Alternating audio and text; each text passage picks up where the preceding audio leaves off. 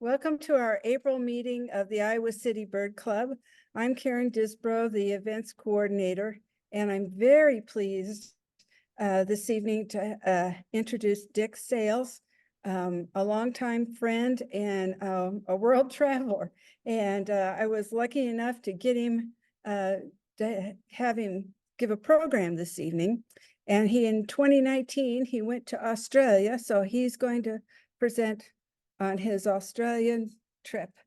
So I give you Dick Sayles. Thank you, Karen. Also, thank you, Iowa City Bird Club. I enjoy coming up here. I think this is the third time I've been up here for one of these presentations. Yeah, you have asked me more, but yeah, I was fortunate enough in 2019 to go to Australia. It was an interesting story. I originally had scheduled this with my wife, Kit, and she didn't feel like she wanted to go for a month. So I canceled, lost our deposit, and then they had a cancellation. And I said, Kit, I said, oh, I'd really like to do this right now. And she said, sure, go ahead and do it. So I spent 4 weeks. When I left, it was about 85 degrees in the Quad Cities. And when I got back near the end of October, it was snowing. Oh. And it was springtime in Australia, and most of the temperatures were, in Darwin, it was about 100 with 90% humidity. Wow. And in the desert, it was 100 degrees with no humidity. So it was quite a trip.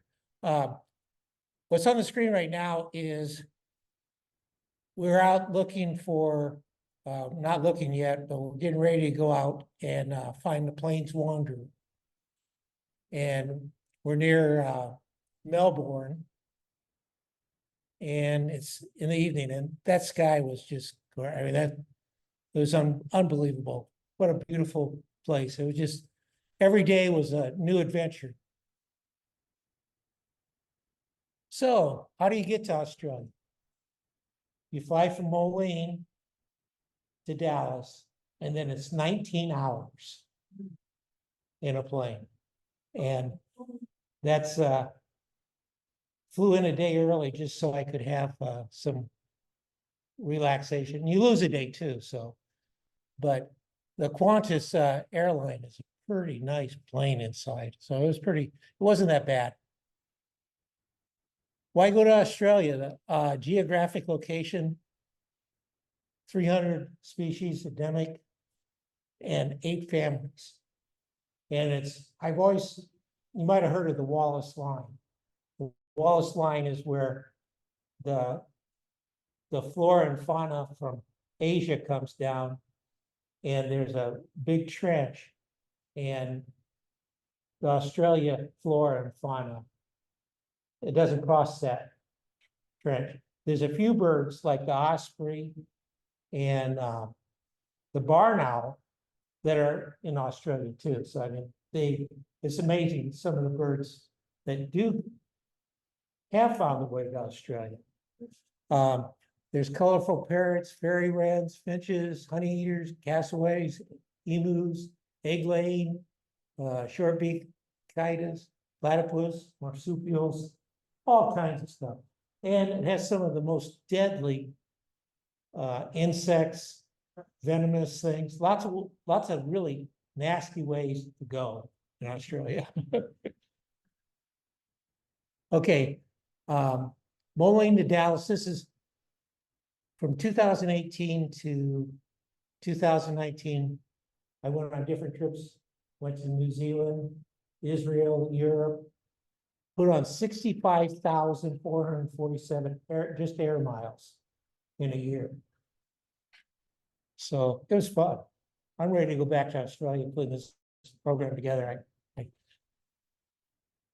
One of the first things I like to do when I travel someplace, influence from Kit, is to get a little you got to know where you're going. It's not just about the birds, it's about where you're going.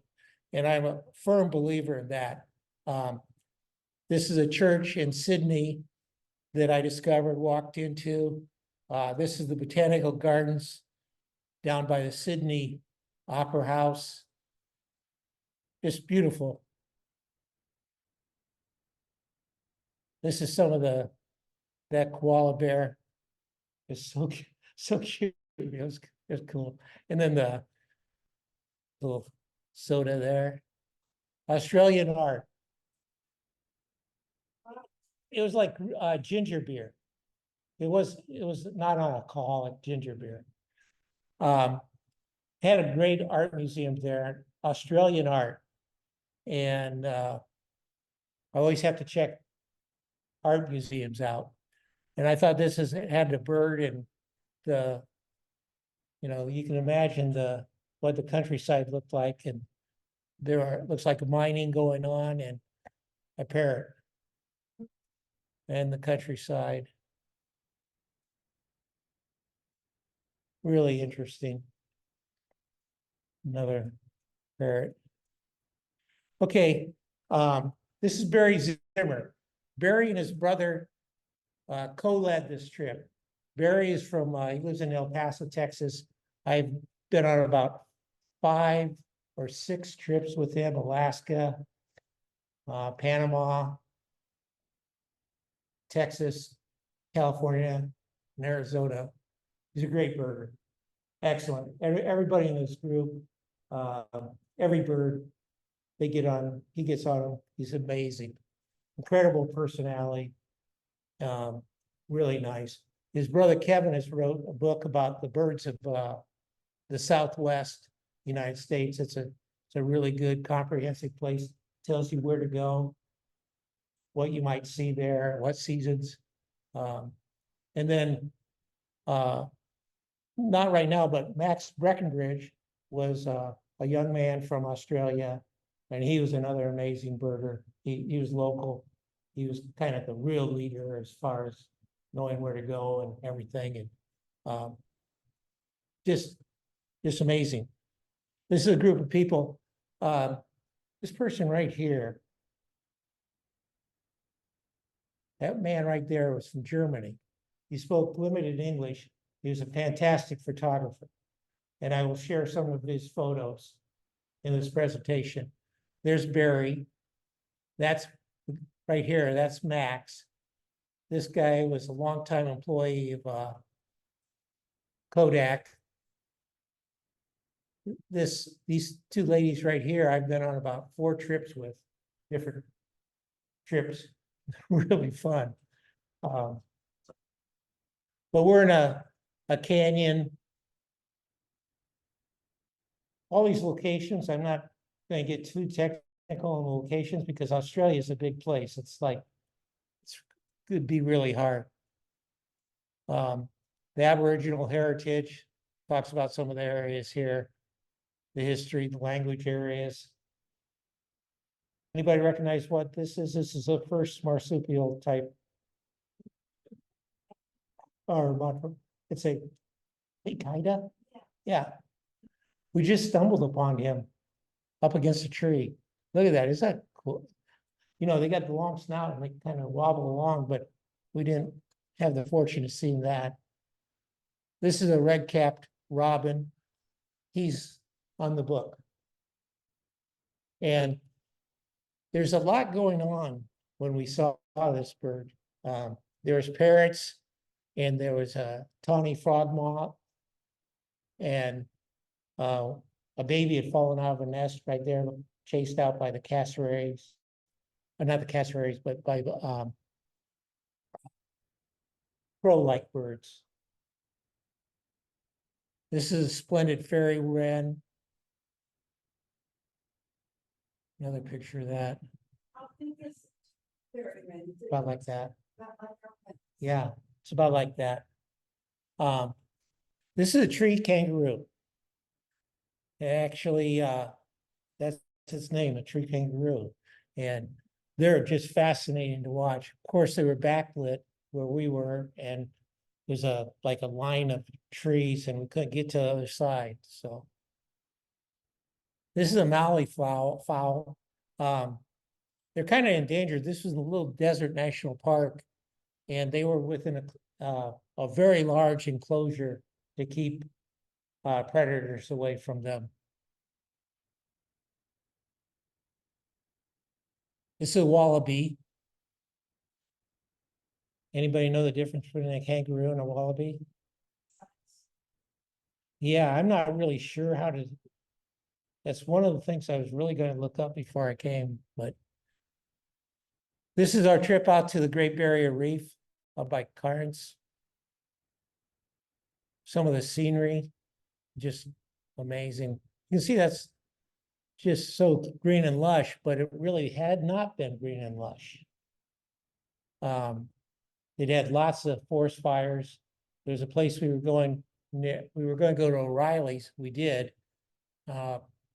One of the eco lodges real close to that had just been destroyed in a fire. It'd been there for 100 years.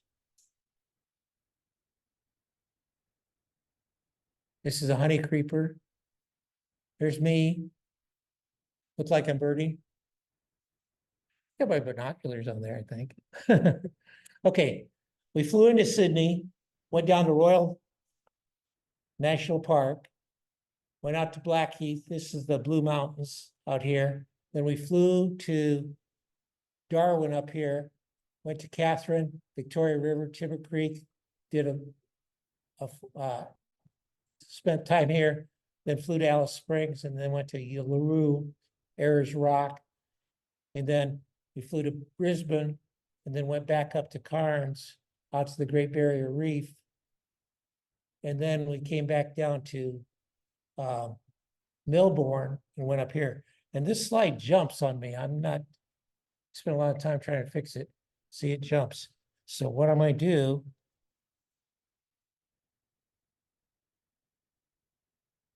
okay, you can't see that very well, but you can see that the flight up in some of the areas that we went up to Daintree River. This park here, Kingfisher Park, Leamington National Park. This is where near Brisbane, O'Reilly's. Then we went back down to Melbourne, went up to these areas. This is where the Plains Wanderer was. Little Desert National Park is down here. Sorry for that slide, but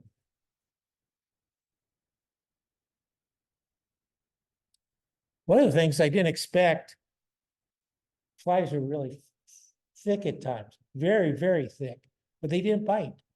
They just landed on you and were annoyed. I alluded to the fires, a lot of acres burned in 2019. They were massive fires. We went through areas that were actively burning. We went through some clouds of smoke. This is a Papuan frogmouth that fell out of a tree. That's where the robin was. And we tried to put it back up in the nest in this eucalyptus tree, but it was just too high. We couldn't do it.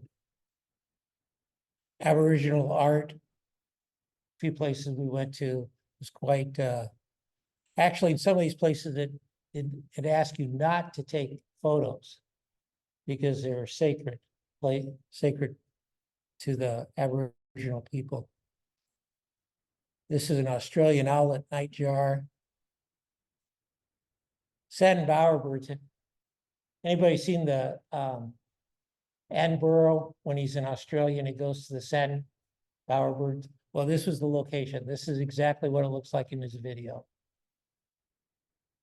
That bird collect all that blue stuff? Yes, yeah, they collect that and bring it back to the nest. The bowerbirds all collect different colored things and bring it back to the nest. And if somebody moves something, they'll move it back. You know, they got a certain way to do it. This is another bowerbird, different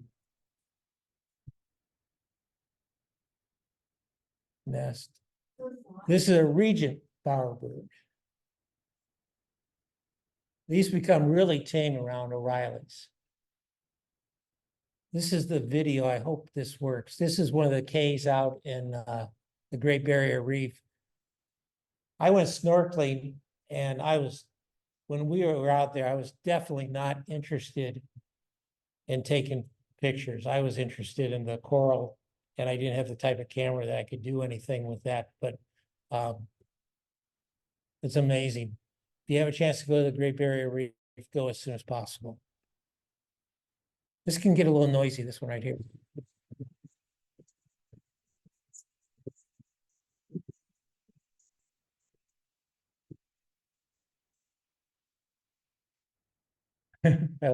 This bird's pretty cool too. I wish I had the sound for this one, Laughing Kookaburra. Everybody know that song? We sang that I went to Dowling High School and we sang that in a choir when I was a freshman. I was waltzing Matilda. And yeah. Little Kingfisher. Another fairy wren. This is superb. It's different than that other one. See the black and white, but the other one is all pretty much black and blue. This is a redback fairy wren. This is the canyon where that group photo was taken. And this bird was the highlight of that canyon, the spinifex pigeon. And it kind of just walked right alongside of us when we were walking up the canyon. So that's why the pictures are so.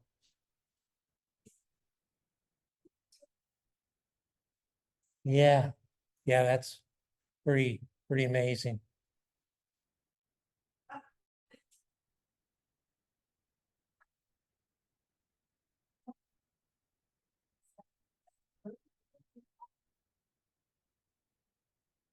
This is a yellow-tailed black cockatoo. This is a red-tailed black cockatoo. Powerful owl. This one was in the park in Sydney, right in the park. I think I had 115 new species of birds before I left Sydney. It had a nest in the park, botanical garden. That's where it jumps again, but I'll come back to those birds.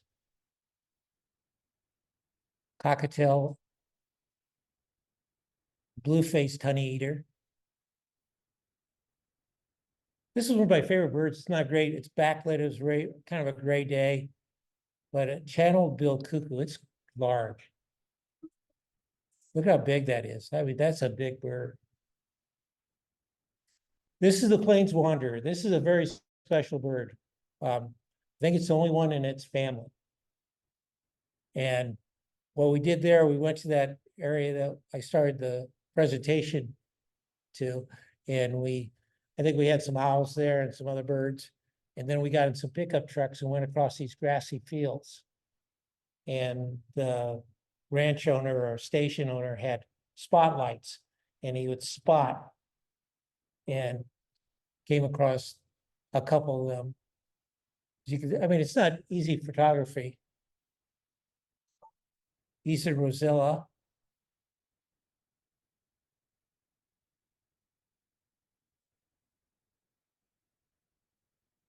Sandy, is there a black line across the top of your screen that says to check something off?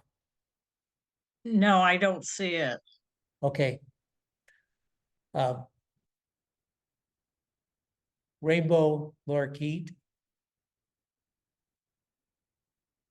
Look at the color in that. That bird looks like you could see it no matter where it went, but it goes into eucalyptus or some of the native trees. You can't find it. No way. That's the Australian king parrot. The top knot pigeon.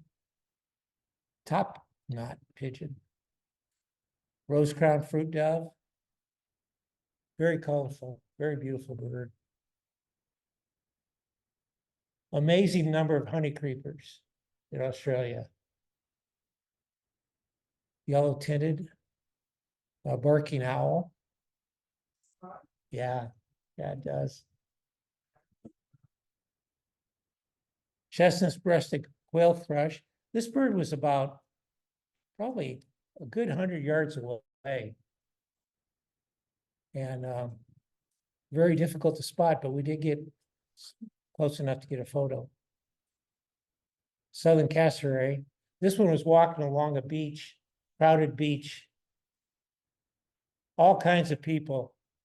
Like, look at that, those kids right behind walking down the beach, and he's walking in between the cars in the parking lot. Yeah, they're very dangerous. This one's more wild. This one was out in a field. This is what talks about one of the forests, and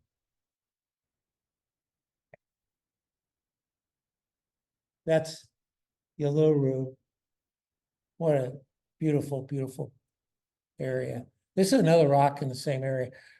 The rock, they have closed down Uluru or Ayers to climbing now. It's a sacred place, and they were closing it down like 2 days after we got there. So the last group of people were going to climb up it. Black Swan. Another one of the places we went, West McDonald National Park. A sacred kingfisher. A red goshawk. This is a saltwater crocodile. They have freshwater and saltwater crocodiles in Australia. Beautiful. The crocodile is beautiful though, isn't it? Look at that. That's just gorgeous. There's a water buffalo and some bats.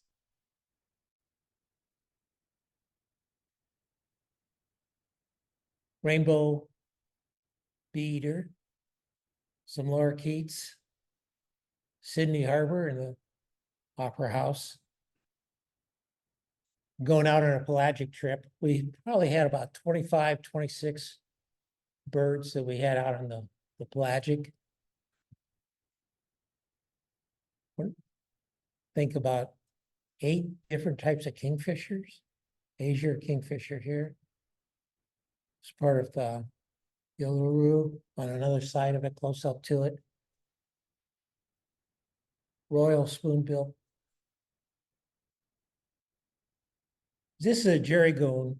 There's lots of them, and I don't know which one this is for sure, so I just put up.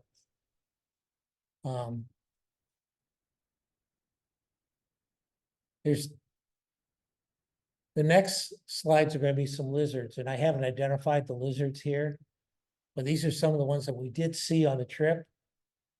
And I haven't identified these photos to the specifics.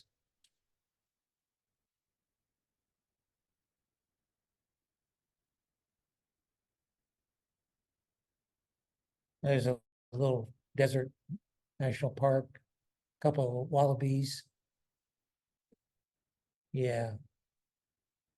Some of the vegetation, flowers. Pied currawong, apostle bird, rose-crowned fruit dove. Beautiful flowers. Aboriginal art. At the rock, we there's a lot of the native selling their work right there. And the beadwork, it's really intricate.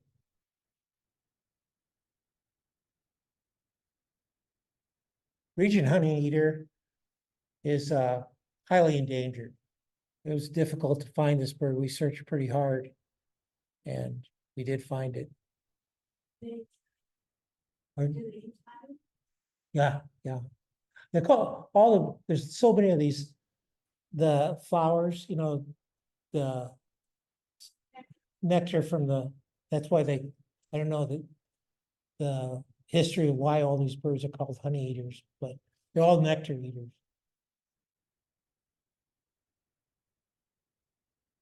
A crested pigeon. Australian magpie.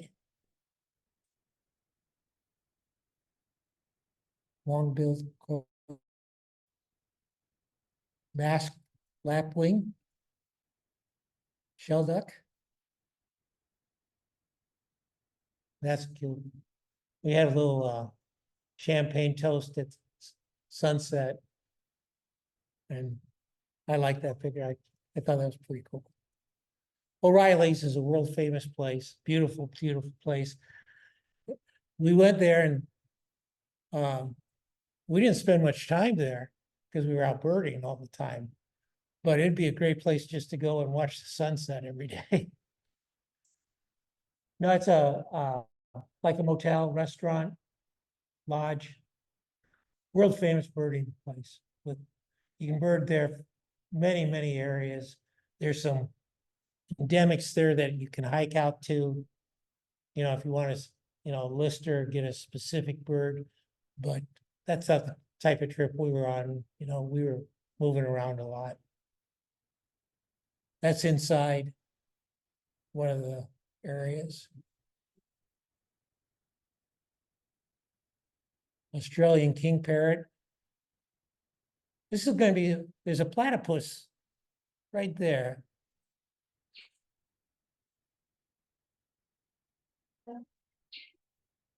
We had lots, we followed this platypus down this stream for probably 500, 600 yards. And there was, I think, 4 of them. And it was really fun.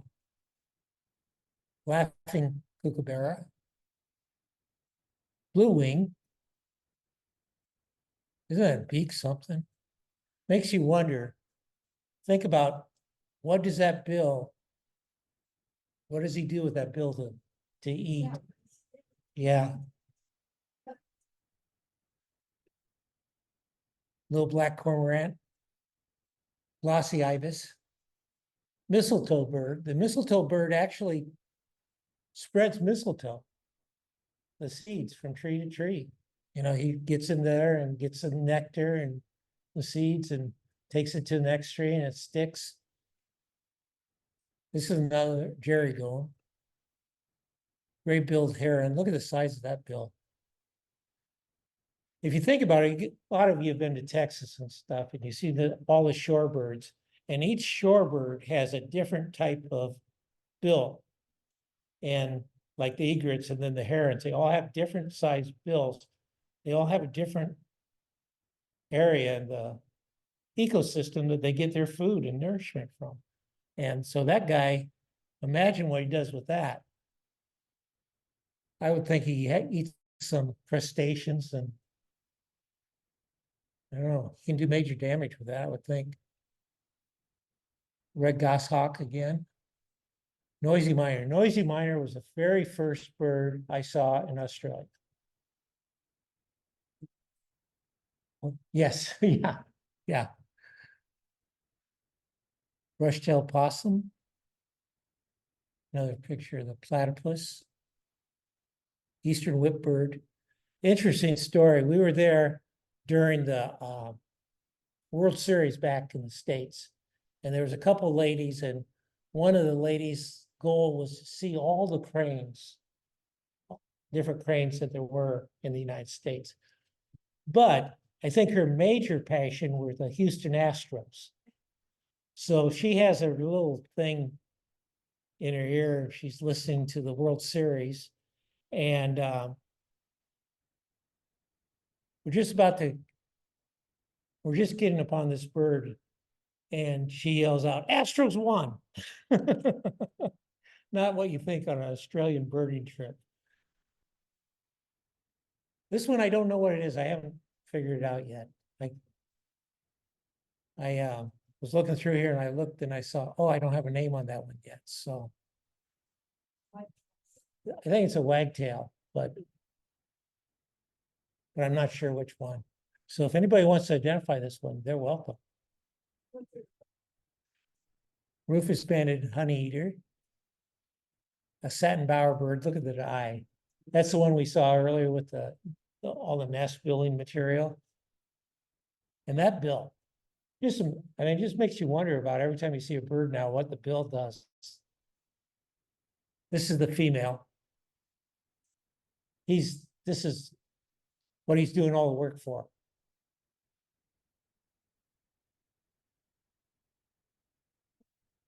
Rainbow lorikeet, white-breasted wood swallow, Australian bustard.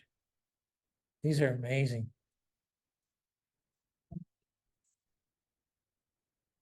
This is, hopefully you can hear this. Oh, no, there's. Well, the two females are walking toward him. Or one's coming his way. He has a bigger air sac than the other one. Wonder if that filming. relates to anything. I'm filming it. Females there. This is just a collage of some of the birds we've seen. How beautiful this colors and everything. This is lyrebird. There's two lyrebirds. The Albert's and the splendid lyrebird. And we saw him down at the Royal National Park down by Sydney. A tawny frogmount, the rainbow beaters, and a little koala. He was right in the middle of Brisbane when we saw him in a park. White-bellied seagull, chestnut-quilled rock pigeon, dusky honeyeater, wandering whistling ducks,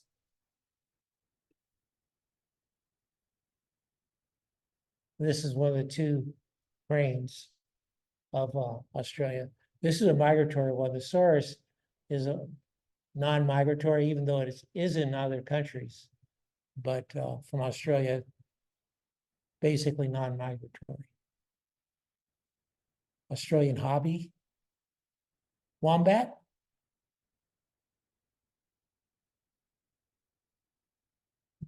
Little baby in the pouch. Gray goshawk. Rainbow pita.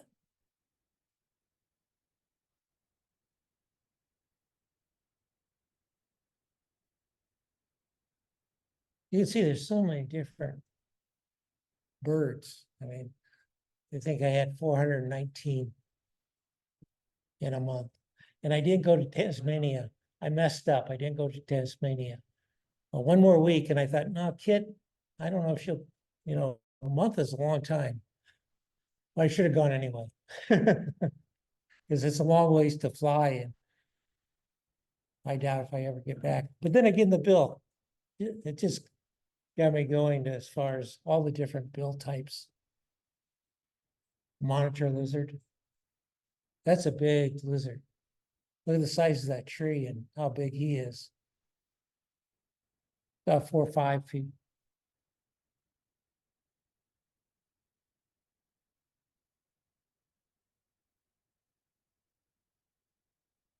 Crested tern. Turquoise parrot.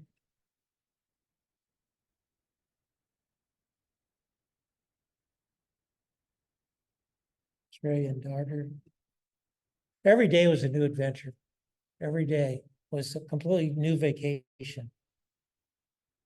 I didn't have any trouble getting up in the morning.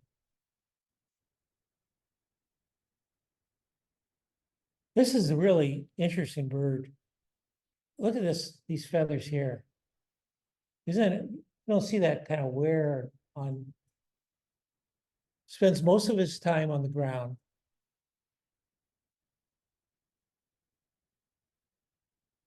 The coloration is amazing. This was colorful in flight with those red patches.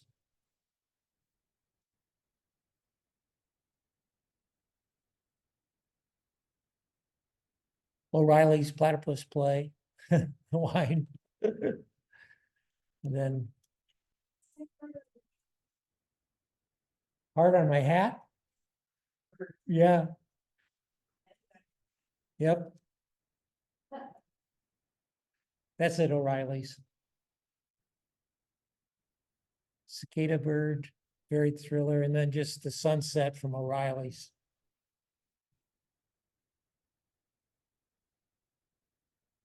And the road is ending. That's my presentation. It was an amazing place. like I said, that we had a group for 2 weeks. Some of us stayed on, some of the people went home. New people came. Barry went home, Kevin, his brother, came, and Max stuck around, and it was just a great time. I was really sad to come home. But any questions? Did you do two different trips then? Is that why you went to all those? Yeah, there were- different places in the- There were two trips together, and I booked both of them. You could connect. It was like Australia 1 and Australia 2, and then Australia 3 was Tasmania. And that was for a week, and I did not do that. You say this was before that. No, it was through Vent, Victor Emmanuel Birding Tours.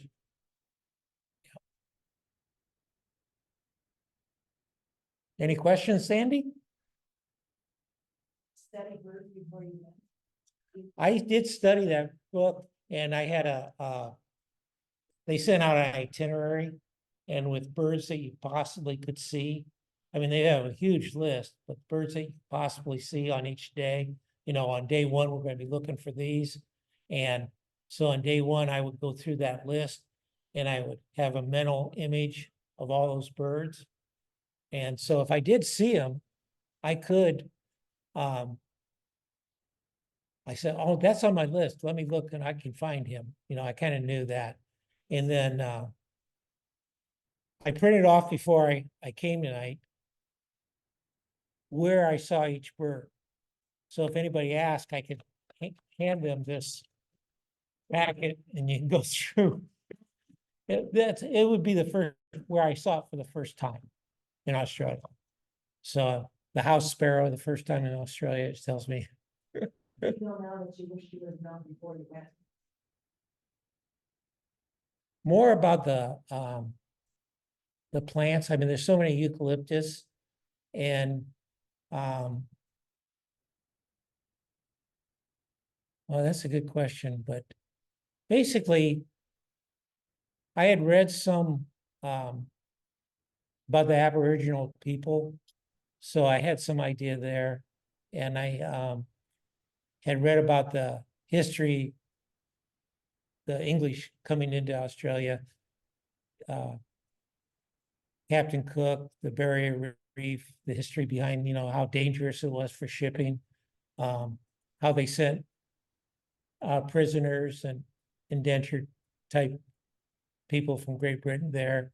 I knew a little bit about the British, Queen Victoria, or not, Queen Elizabeth, when she went, and her. So some of that stuff, I had looked up a little bit about it in the recent history, which isn't. Yeah, one thing I didn't mention, but your question brought it up. I did not know about how important Cairns was for the war effort during World War II. It was a major point of supply. There was actually a man whose father had come across on a troop transport all the way from Hawaii to Australia. In Darwin, I didn't talk a lot about the geography and how hot it is and humid there, but it was actually attacked and heavily destroyed by the Japanese at the beginning of World War II. So, that is something that your question is what I wish I had known, but it was something I wanted to know more about when I got back, and I did look up more, was that history. Along the coast up in Darwin, there was actually fortifications that we birded around, and they had camps that they made there, and same with Cairns. Cairns has huge memorials to the British for what they did there during World War II. So good question. Thank you. That woke up some memory cells. Wildlife preserves and different. Yes, we were. Yeah, quite a bit. Oh, we did some, one thing we did not do a lot of is driving, because it was short distance to these national parks from where we were staying. Sometimes. And then when we got there, we did 2 pelagics. We did a pelagic out of Carnes, we did a pelagic out of Sydney, and then we did a 2 river little boats where you could go right up to the shore. That's where we had really good opportunities to see the kingfishers and alligator or crocodiles and other birds, the egrets and things like that. But those are nice. We just floated right up next to the shore. Did you see other groups there? No, we really didn't, except, at the major tourist spot. Uluru was very busy. But we didn't really bird there that much. We got there at sunset and there's lots of people there to see the sun set. And you had to find a spot and get to. That was quite crowded. Did they lure the birds with whistles or calls or anything? No. No, we did not do any of that. Is that what disturbed the audience? The birds? We just didn't need to. I mean, our guides were our guides were very good. And I don't think I've ever been on a birding trip. And I've been on like about 10 of them that where we ever used any lures or, sounds or anything like that. No, we didn't, no tapes. Well, they did do tapes, excuse me. They do tapes to lure some specific birds in. I correct myself there. And it's on tape too. That's not fair, Sandy. Is it like 6 times a day that we're more likely to go out and see one? We would go out early in the morning, sometimes before breakfast. And then if we were owling, we'd go after dinner, and we'd be out till, well, for the night jar, we'd be out till 10:30 at night. Sometimes. Yeah, it's a daylight.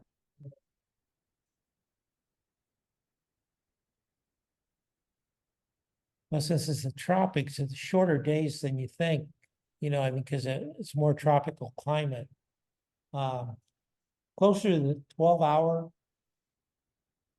time frame than like here in the summertime, where you get that extra 3 or 4 hours of sunlight every day. You get 16 hours or whatever it is, 5 o'clock in the morning till 9 o'clock at night or something like that. How expensive was the trip? It was expensive. Yes. I'm still paying for it. No. No, it was quite expensive. But it was, all the meals are paid for.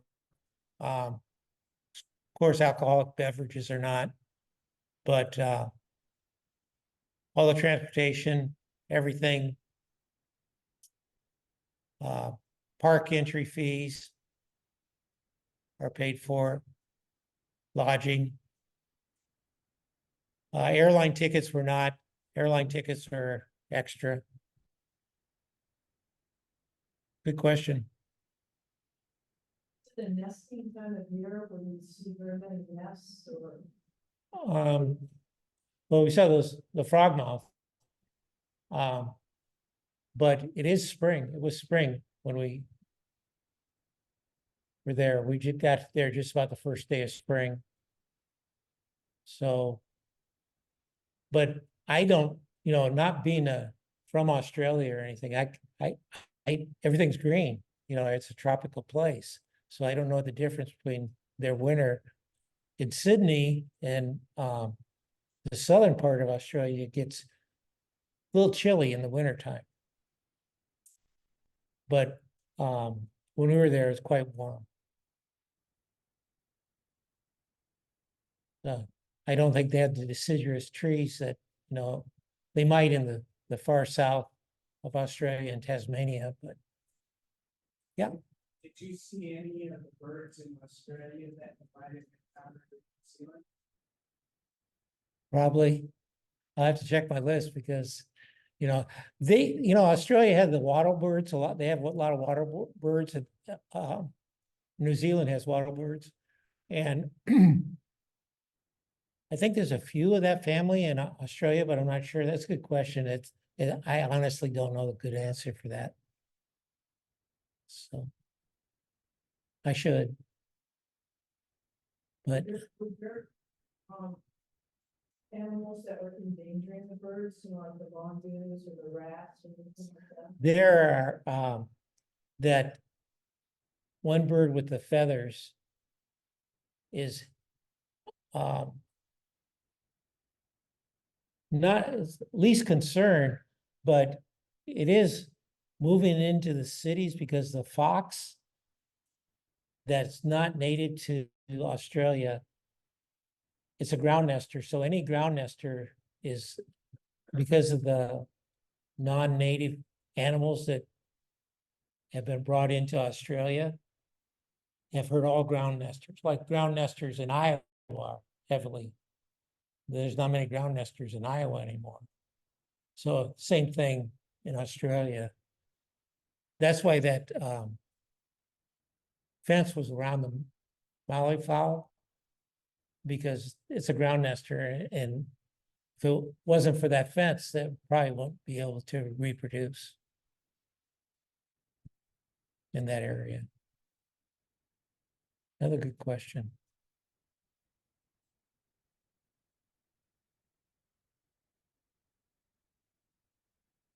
But the Great Barrier Reef is something that is highly endangered right now. And if you ever have a inclination of going, I would highly recommend going tomorrow. It's that urgent to see that before it's not there.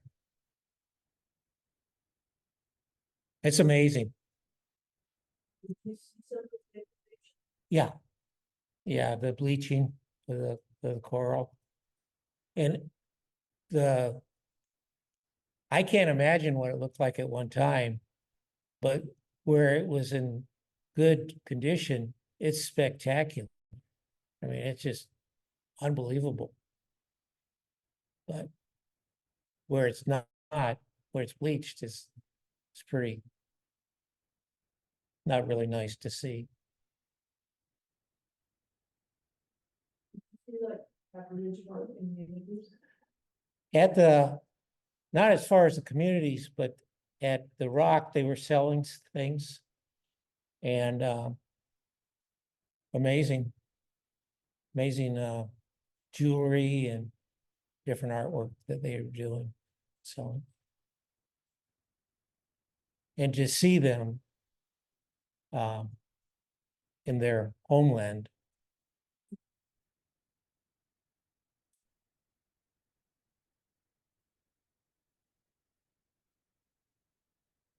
Any other questions?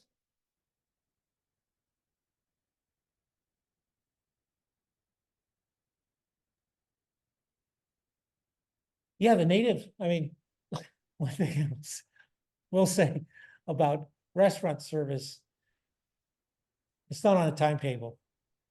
They're very slow most of the time. Very, very slow.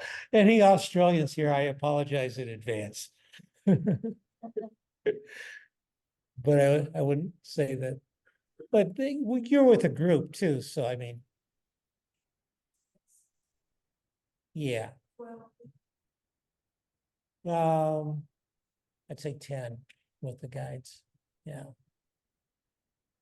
Spanish food. No. Well, seafood, I mean, if like you could get some strange company, but if you eat near the seashore, it wouldn't be strange. The pot pies, the English pies, yeah, that takes some getting used to. It's not as bad as New Zealand. New Zealand is really pot pie-ish, but yeah, Actually, we went out of our way to go to some of those places sometimes too, because they're good. Yeah.